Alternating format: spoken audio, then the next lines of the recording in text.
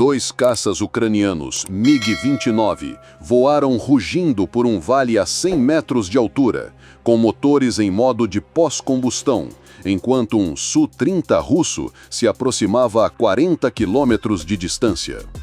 Em apenas 15 minutos, a formação de MiG-29 estava pronta para lançar bombas AASM Hammer sobre um posto de comando de veículos aéreos não tripulados russos que vinha orquestrando ataques de drones contra infraestruturas civis há semanas. Antes, eles precisavam atravessar uma rede densa de defesa aérea, incluindo os sistemas S-400, Tor M2 e Buk M3 posicionados na área. Se falhassem, as cidades ucranianas enfrentariam bombardeios intensos em poucas horas. A formação subiu para 200 metros e virou para o nordeste, aproveitando o terreno montanhoso da província de Sumy para esconder sua aproximação. A rota dos MiG-29 foi cuidadosamente planejada para explorar brechas na cobertura de radar russa, identificadas após meses de reconhecimento eletrônico. Ao entrar na zona de fronteira disputada, os dois pilotos sabiam que estavam voando em um dos espaços aéreos mais perigosos do planeta.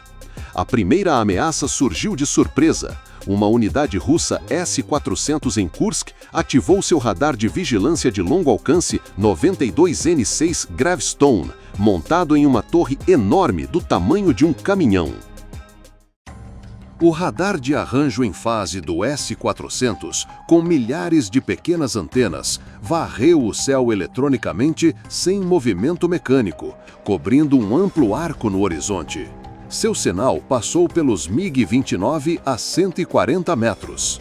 A essa distância, o radar não conseguia travar nos caças voando baixo, mas marcou uma anomalia para a investigação.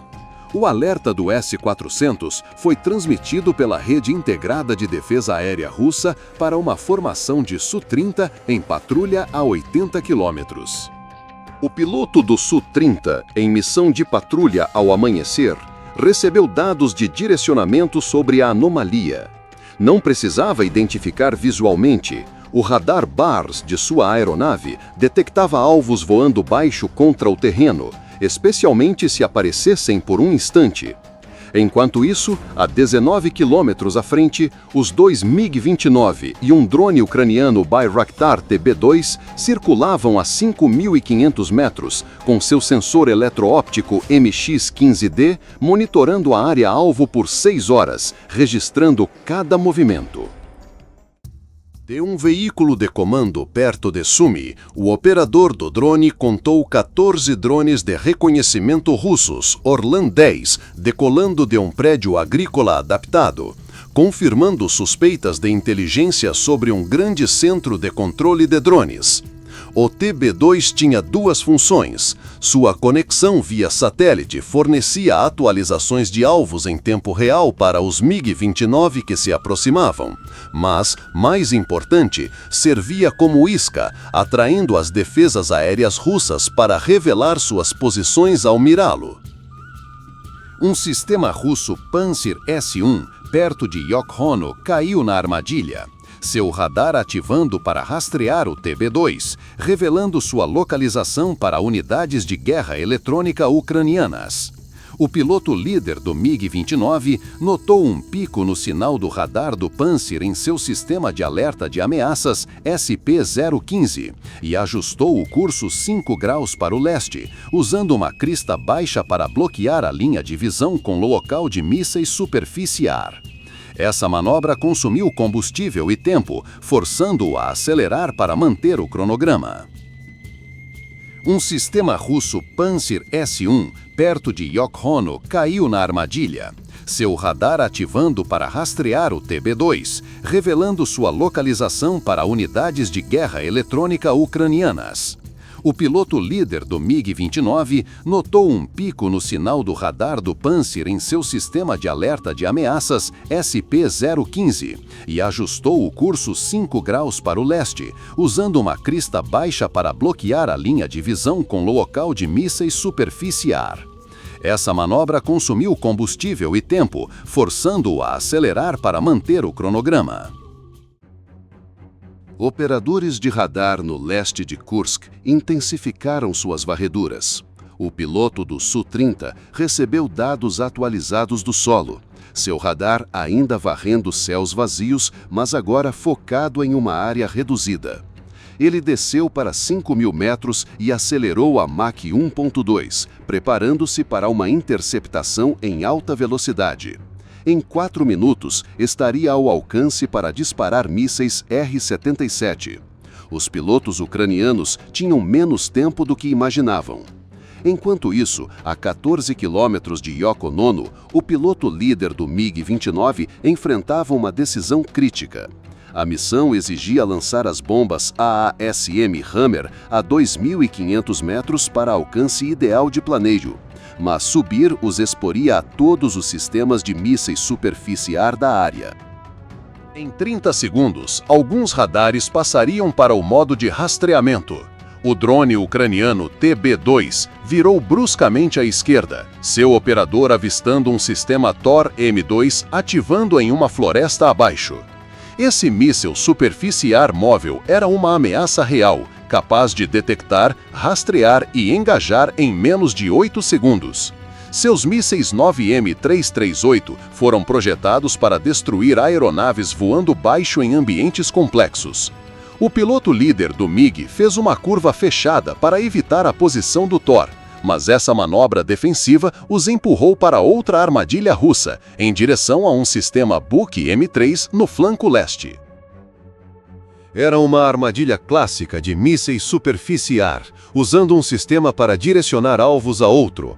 O copiloto percebeu o perigo primeiro, seu sistema de alerta de radar mostrando o radar 9S36 do Buk mudando de busca para rastreamento. Este arranjo em fase avançado podia engajar alvos a 69 km e eles estavam ao alcance. Treinados para isso, os pilotos ucranianos não fugiram. Em vez disso, viraram para a ameaça, acelerando para reduzir a distância enquanto lançavam contramedidas. Essa manobra agressiva confundiu o computador de controle de fogo do Buk, projetado para alvos em fuga, não em ataque, permitindo que os MiG-29 escapassem do alcance mínimo de engajamento. As manobras evasivas custaram altitude e velocidade, cruciais para o lançamento de armas. O operador do TB2, vendo a situação dos caças, ativou o radar do drone para emitir sinais de interferência, sobrecarregando os receptores russos. A interferência bruta atrapalhou o desempenho do radar por segundos cruciais. O operador do Tor perdeu o rastreamento em meio a sinais falsos. Aproveitando essa cortina de fumaça eletrônica, o piloto líder do MiG-29 fez uma subida abrupta a 2.500 metros, lançando 2 bombas AASM Hammer no ápice. As armas se soltaram limpas, seus motores de foguete acendendo após 2 segundos. Ele mergulhou imediatamente, trocando altitude por velocidade, enquanto novos alertas de radar soavam. O sistema de guiamento triplo das AASM Hammer ativou em voo. O GPS oferecia navegação primária, mas a interferência russa bloqueou as frequências L1 e L2, forçando a troca para guiamento inercial. Giroscópios a laser mantiveram precisão direcional dentro de 3 metros. Ao se aproximarem do alvo, sensores infravermelhos ativaram, travando em assinaturas de calor identificadas pelo TB2. O segundo MiG-29 alcançou a altitude de lançamento quando um Buk M3 travou nele. Com 5 segundos antes do disparo do míssil, o piloto lançou ambas as Hammers em uma casa identificada como esconderijo de operadores de drones. Depois executou um mergulho de 7G, liberando contramedidas e flares. 2 mísseis 9M317M foram lançados do Buk, acelerando a Mach 4 em segundos. Esses mísseis de radar ativo não precisavam de guiamento constante, capazes de manobras extremas na fase final. O piloto do MiG os rastreou pelo sistema de alerta de aproximação de mísseis, com 22 segundos até o impacto. Ele fez um mergulho vertical com um rolamento, criando uma trajetória em espiral que forçava os mísseis a recalcular constantemente. Combinado com contramedidas contínuas, isso interrompeu o rastreamento do primeiro míssil. O segundo, lançado 3 segundos depois, aprendeu com o erro do primeiro, ajustando-se à espiral. Quando o impacto parecia iminente, o piloto reverteu a espiral com força G máxima. O míssil, incapaz de seguir, detonou a 30 metros por espoleta de proximidade. Ambos os MiG-29 correram de volta ao espaço aéreo ucraniano a nível de copas de árvores. Suas bombas AASM Hammer agora na fase terminal irreversível. Atrás deles, o Su-30 reduziu a distância para 40 quilômetros e travou o radar. O combustível era crítico, 2.100 quilos restavam, suficientes para 7 minutos nesse ritmo.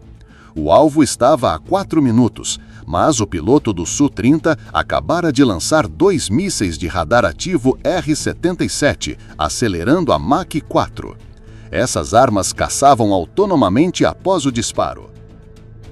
Os pilotos ucranianos enfrentaram uma escolha brutal: subir e manobrar para derrotar os mísseis, expondo-se aos mísseis superficiar, ou ficar baixo, esperando que o terreno interrompesse o caminho dos mísseis. Escolheram ficar baixo. O sol nascente ofereceu uma salvação inesperada. O piloto líder virou bruscamente à direita, posicionando o sol atrás de sua aeronave. Os sensores do R-77, projetados para filtrar ruídos do terreno, lutaram contra a enorme fonte infravermelha. Flares lançados durante uma espiral ascendente aumentaram a confusão, criando múltiplas assinaturas de calor. O primeiro míssil travou no sol e desviou. O segundo, lançado 3 segundos depois, ignorou o sol e os flares, mirando o calor do motor do MiG. O alerta de radar do copiloto soou freneticamente, enquanto o míssil se aproximava a uma velocidade assustadora, com impacto em 6 segundos. No último momento, ele executou uma manobra cobra modificada, puxando o nariz verticalmente enquanto cortava a potência. O MiG ficou suspenso por um instante, sua assinatura de calor desaparecendo. O R-77 passou a poucos metros, sua espoleta de proximidade não detectando o alvo quase parado. A potência total foi retomada e ele mergulhou ao chão, mas a manobra atraiu a atenção de todos os sistemas de defesa aérea russos. Um comandante do S-400, monitorando o confronto, viu uma oportunidade. A 90 quilômetros, ele não podia travar os MiGs com certeza, mas podia forçar manobras. Ele ordenou uma salva de 4 mísseis 48N6DM, cada um com uma ogiva de 180 quilos. Programados para detonar em pontos pré-determinados, eles visavam criar uma parede de detritos no caminho dos MiGs. A tática cara. Cada míssil valendo $2 milhões, buscava esgotar o combustível restante dos ucranianos. O líder dos MiG avaliou rapidamente. Desviar da barreira adicionava 40 quilômetros, impossível com o combustível atual. Voar através significava passar entre zonas de explosão com poucos metros de margem. Ambos os MiGs desceram para 50 metros. Os mísseis do S-400 explodiram a 500 metros, estilhaços caindo como chuva. Um fragmento perfurou a asa do MiG líder, mas não atingiu sistemas críticos. O alvo apareceu à frente, exigindo 2.500 metros para o lançamento ideal das Hammer, uma altura que os tornaria alvos fáceis para todos os mísseis superficiar. O piloto líder checou o relógio. 7 minutos e 45 segundos. Em 15 segundos, precisavam atingir a altitude de bombardeio. Ambos os MiGs ativaram pós-combustores, trocando as últimas reservas de combustível por altura. A subida os levou por 1.500 metros, 1.800 metros, depois 2.100 metros. Cada metro melhorava o alcance de planeio das Hammer, mas aumentava a vulnerabilidade. A 2.500 metros, o computador de armas mostrou sinal verde, coordenadas do alvo travadas e distância ideal. A única questão era se as bombas superariam a tempestade eletromagnética até o alvo. Às 7h01 da manhã, o lançamento das armas começou. 4 bombas AASM Hammer se soltaram rapidamente dos suportes das asas dos MiGs, com aletas de guiamento se abrindo instantaneamente. Cada bomba de 340 quilos, construída em torno de uma MK-82 padrão de 227 quilos, trazia um kit AASM francês com asas dobráveis para uma proporção de planeio de 15:1 e uma unidade de cauda sofisticada com guiamento e propulsão. Um pequeno motor de foguete sólido fornecia 10 segundos de empuxo, estendendo o alcance além de 60 km a partir de 2.500 metros. O guiamento triplo ativou imediatamente. A interferência russa bloqueou o GPS, forçando a troca para navegação inercial. O sistema INS usava giroscópios a laser com precisão de 0,01 grau por hora, mantendo a posição sem satélites.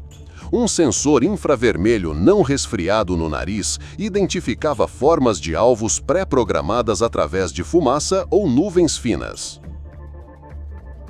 Durante os 15 segundos de planeio, os computadores de voo das bombas ajustaram 30 vezes por segundo. A verdadeira sofisticação estava na espoleta inteligente SJU-64, usando acelerômetros para contar camadas de penetração. Concreto gerava picos bruscos de desaceleração, espaços vazios nenhum, e aço assinaturas únicas. Cada espoleta foi programada diferente. O posto de comando para detonação após 2 andares, o estacionamento para a explosão instantânea na superfície e o abrigo para a explosão no porão. A primeira AASM Hammer atingiu o posto de comando de drones às 7h01:15. Seu penetrador de aço endurecido, projetado para impactos a 280 metros por segundo, perfurou o telhado. A espoleta inteligente contou.